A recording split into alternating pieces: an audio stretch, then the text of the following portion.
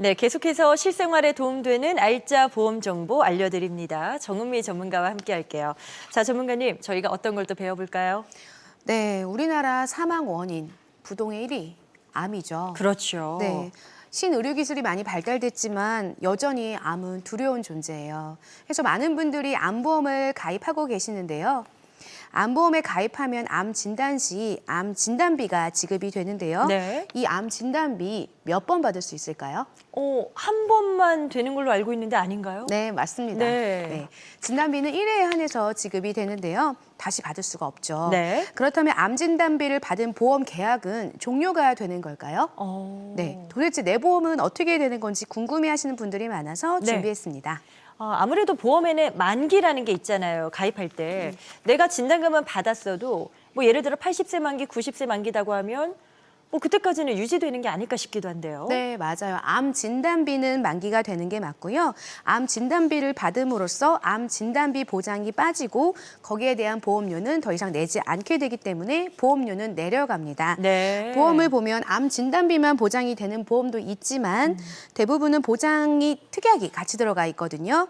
이런 보험들은 암 진단비를 받았다고 해서 다른 보장까지 특약이 종료되는 것은 아닙니다. 네. 그래서 암 진단비 보장만 제외된다고 보시면 될 거예요.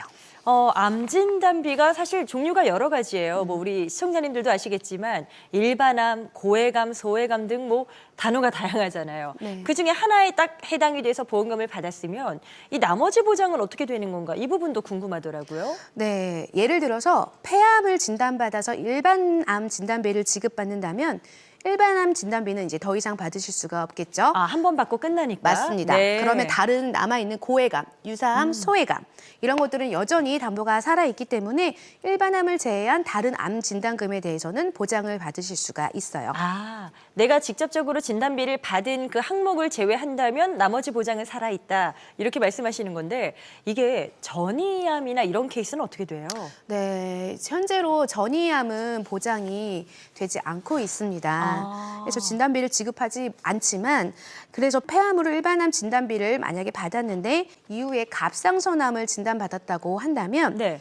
이거는 유사암 혹은 소해감 진단비를 해당되는 부분이에요. 네. 하지만 전이가 되었기 때문에 보장을 받으실 수가 없습니다.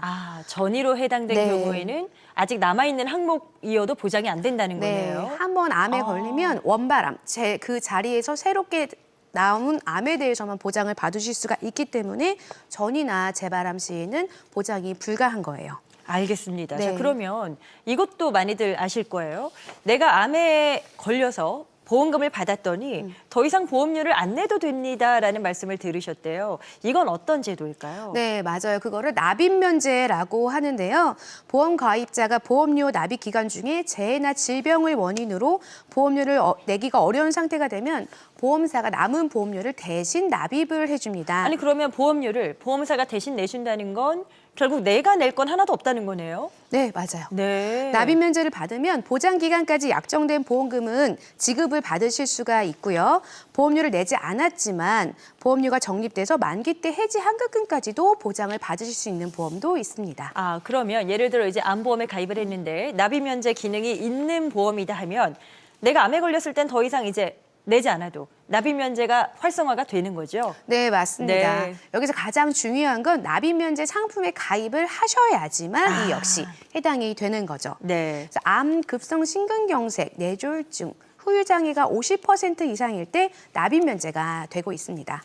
이것도 이제 궁금한 게 암보험만 딱 가입하신 게 아니라 막 실손보험이랑도 묶여 있고 이런 경우 있잖아요. 네. 그런데 이제 암에 걸려서 보험금을 받고 납입 면제까지 됐어요. 그런데 거기 묶여 있는 실손보험은 이제 또 게다가 갱신형인데 네. 이것도 납입 면제 되는 건 아닐까 궁금한데요. 네, 아주 과거, 굉장히 예전에는 실손보험까지 납입 면제가 되는 상품이 있었지만 그래요? 현재는 없다고 보시면 돼요. 네네. 하지만 이제 암 진단비를 받고 납입 면제가 됐을 때 실손보험의 경우에는 갱신 주기가 있거든요. 상품에 따라 1년, 3년, 5년 이런 식으로 갱신이 되는데 다음 갱신이 되기 전까지는 보험료가 납입 면제가 가능합니다. 네네. 아니 실손보험료만 그런 거예요? 아니면 대부분의 갱신형 보험이 이렇다라고 보면 되는 거예요? 네, 대부분 갱신보험의 경우 납입면제 혜택이 갱신 전까지만 유지가 되는데요. 예를 들어 보험료 납입이 10년이고 3년 갱신 상품인데 보험료 납부 2년 차에 암에 걸렸다고 하면 납입면제 혜택을 1년 정도밖에 받으실 수가 없는 거죠. 아. 그래서 납입면제를 선택할 때 이런 부분까지도 좀 체크해서 가입을 하시면 훗날에 도움이 되실 거예요. 갱신 주기에 맞춰서 또 변화가 있을 수 있다는 네, 점도 맞습니다. 알고 계셔야 되겠네요.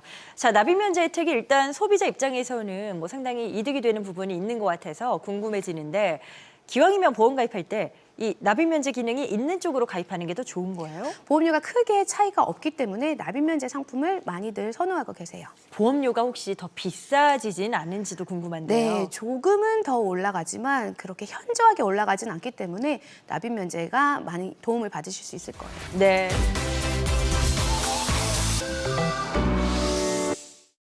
본 광고는 광고 심의 기준을 준수하였으며 유효 기간은 심의일로부터 1년입니다.